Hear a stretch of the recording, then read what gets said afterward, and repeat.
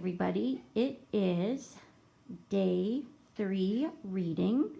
Bo here has a little message for you. Now, I've got to walk back across the room so I can get started. I need everybody to grab their progress book and a pencil. And then I want you to turn to page 56. Please remember at any time during this video, if you need to pause, you are more than welcome to do so. All right, we are going to be reading over the next 3 days the text Erosion and Earth's Changing Landscape. Now, this genre is explanatory text, or sometimes we call it procedural. And this type of text uses facts to explain the causes and effects of an event. The purpose of this explanatory text is to show how things work and why things happen. I just have to show you, Bo is now eating the sign I made. Yeah, so much for our good boy there. All right, so why do we read informational texts?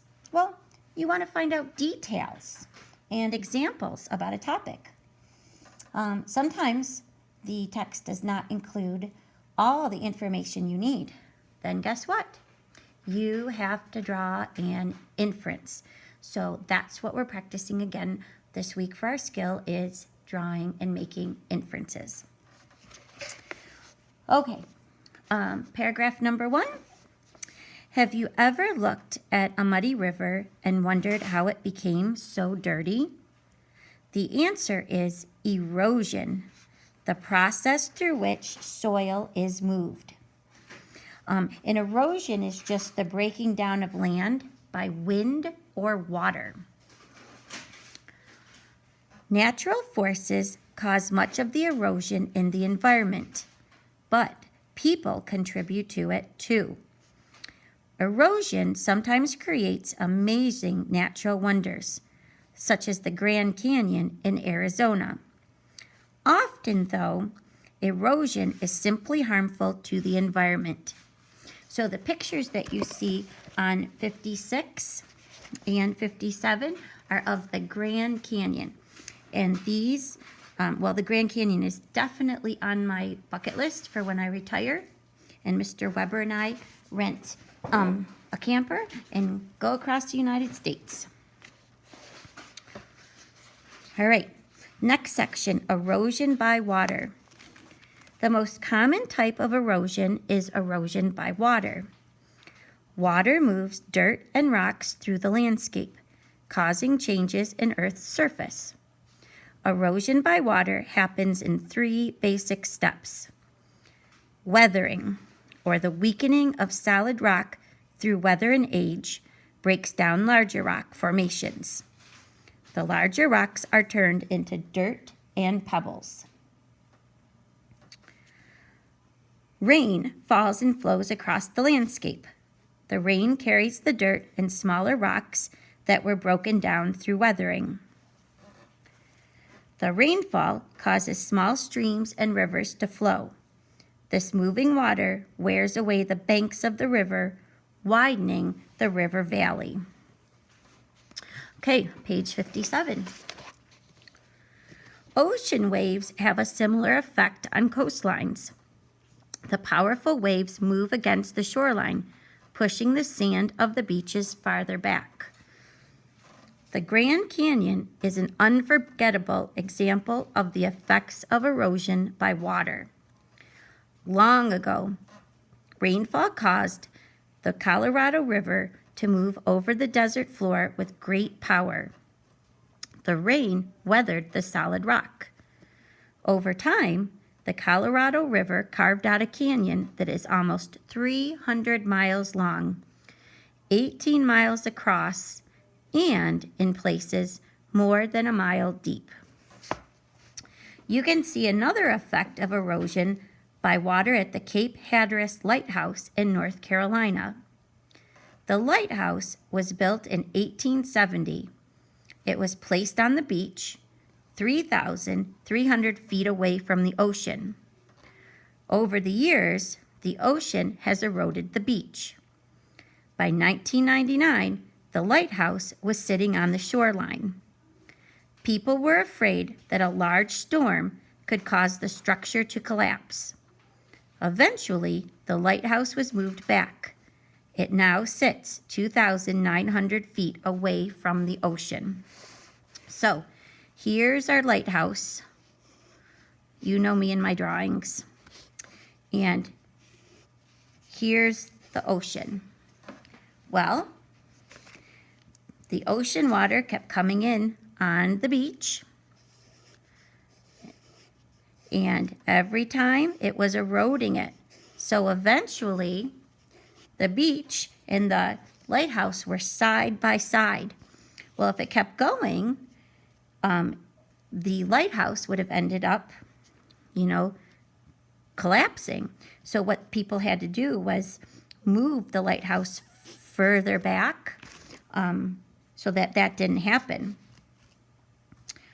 I imagine this was more than 100 years that it happened. I imagine in another 100 years, they're probably going to have to move it again. So let's look at the site evidence. A, in nonfiction writing, details provide the reader with information about the subject.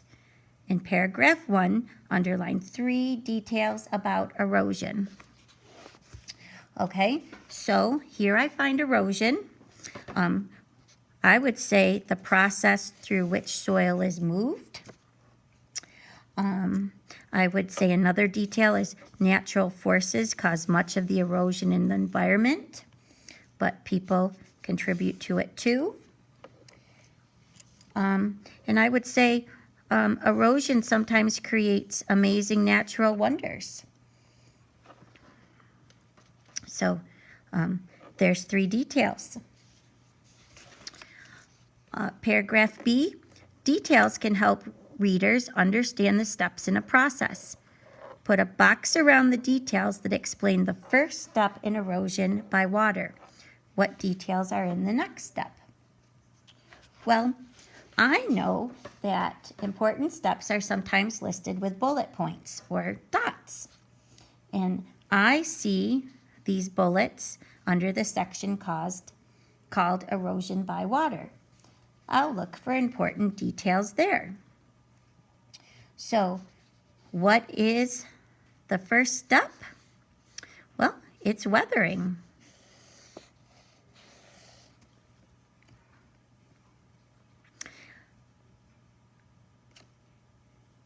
Let's go to page 57, Cite Evidence C. Examples can provide evidence or proof of an author's ideas. This author presents specific examples in paragraphs 4 and 5. Circle the names of the places that provide evidence in the form of an example.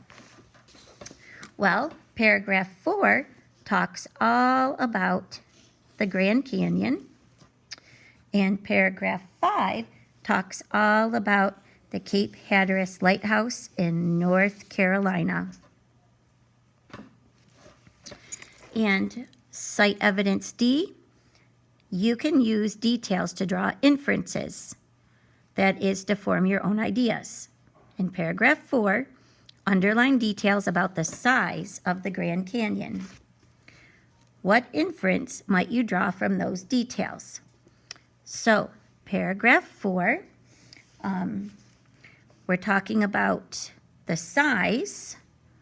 So it says, right here, it's almost 300 miles long, 18 miles across, and in places more than a mile deep.